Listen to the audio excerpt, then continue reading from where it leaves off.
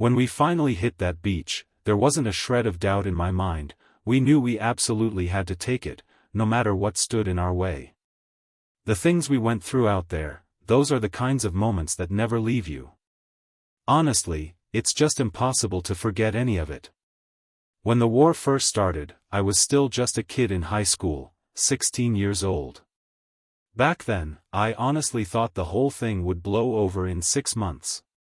That's what I told myself the first time I heard the news. 2 years later, I had finished high school and enrolled in an aircraft school, trying to get the same kind of training the Army Air Corps guys were getting. I went down there hoping to join the Air Force, but instead, the draft caught up with me, and I got pulled into the Army. Even though my dreams were up in the clouds, the Army sent me to the 546th Maintenance Company in the United States Army.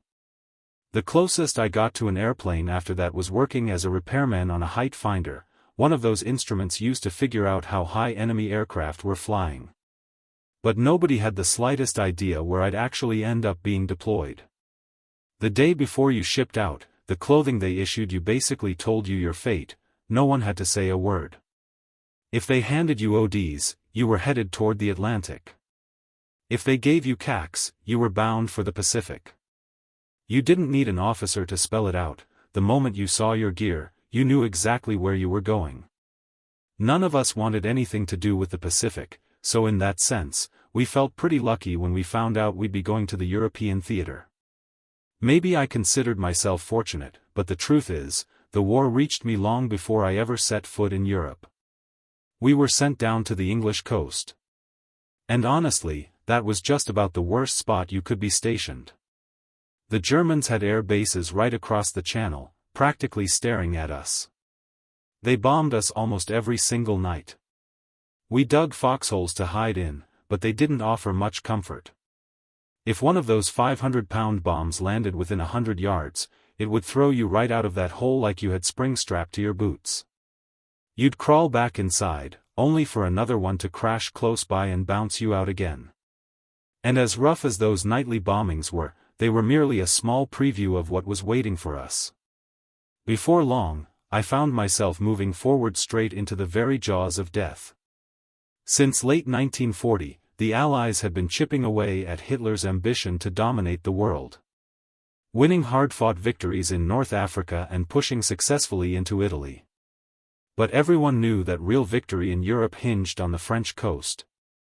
And by June of 1944, the Allies were finally ready to go after it. Operation Overlord became the biggest seaborne invasion in history. With more than 150,000 troops heading in with one goal: push Hitler's forces back to where they came from. Germany wasn't blind to what was coming, they knew an invasion was on the horizon. Their only question was where it would land. Hitler was convinced we'd strike at Calais.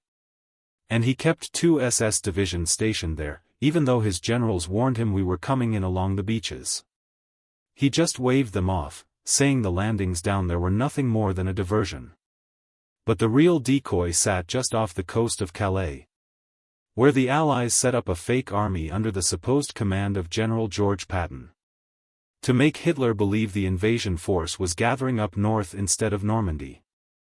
Over near Calais on the English side, they inflated rubber tanks and trucks, whole fake motor pools, stacking them everywhere to sell the illusion. The trick worked perfectly, and the German defenses were split. In the early hours of June 6, the invasion finally began. We loaded onto the LST and started moving out toward mainland Europe. But it felt like anything that had even the slightest chance of going wrong decided to go wrong that day. The Navy's bombardment and the runs made by the Allied bombers missed several key German positions, which meant most of the enemy defenses remained standing and ready for us. American tanks went straight to the bottom before they ever reached the shoreline. And the paratroopers who dropped in behind enemy lines were scattered all over the countryside by bad weather and heavy enemy fire. The 101st and the 82nd Airborne went in before daylight, and honestly, that turned into a complete disaster.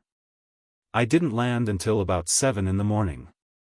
By the time I got there, bodies were floating in the water, men who had drowned or been killed before they even made it to the sand. We went in far, far too early, because the beach hadn't been cleared nearly as much as command believed. So when we hit that shoreline, we stopped being maintenance men. Right then and there, we became infantry. When I reached the beach and the fighting was still raging, I had to leave my equipment behind and join the fight like everyone else. The Germans had that entire stretch of sand locked down with machine gun fire. You could actually see the bullets snapping into the sand around you, little bursts popping up everywhere. Very few of us made it across without getting hit. Men just a few feet away from me were torn apart, blood and pieces of them scattered everywhere. Cut down by .50 caliber machine guns. Their blood would hit you, splatter across your uniform, and there wasn't any real way to clean yourself off. All the while, you were trying to figure out where the fire was coming from. Hoping maybe you could shoot back, do something. But rounds were coming from so many different places that you could never tell which gun actually hit your buddy. All you could do was pray the next burst didn't have your name on it. You'd hear men screaming, begging for help, the wounded calling out. And some of them trying to drag themselves toward a sand dune. Because that small ridge was the only bit of cover anyone could find. It's hard to put into words what goes through your mind when you see something like that. And honestly, the folks who got the least amount of credit were the medics. They didn't have a whole lot of training either, but they did an incredible job. If you shouted for a medic, most of the time one would be there within 5 minutes, sometimes less. Because they recognized that cry instantly. Even with the awful casualties, the failed plans, and the Germans fighting tooth and nail. The battered Allied troops pulled themselves together, adjusted on the fly, and kept pushing until the objectives were finally secured. And the beaches were ours. D-Day unfolded nothing like the planners imagined. But the door into Europe had been kicked open, and victory finally felt within reach. When we first hit that beach, we knew, without a single doubt, that we had to take it. Because if we didn't, everybody lost. Every single one of us. And we were willing to give everything we had to make sure that beach was ours. Honestly, I think that determination is exactly why we succeeded. The last section is from the channel host, so I rewrote it separately in the same clear, friendly style. Hey everyone, Josh here from Memoirs of World War II. I just want to thank you for watching this episode. And I'd like to give you a quick chance to get involved with what we're doing. We're committed to reaching as many veterans of the Second World War as possible. Both here in the United States and around the world, but time is running out. The youngest World War II veterans are now in their 90s, and we're losing more of them every single day. So here are 3 simple ways you can help.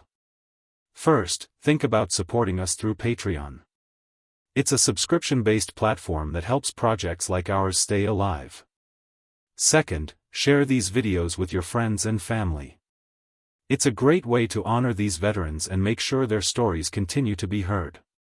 And finally, consider subscribing to our YouTube channel. And hit the notification bell so you never miss an episode. Thanks again for your support, and thank you for watching.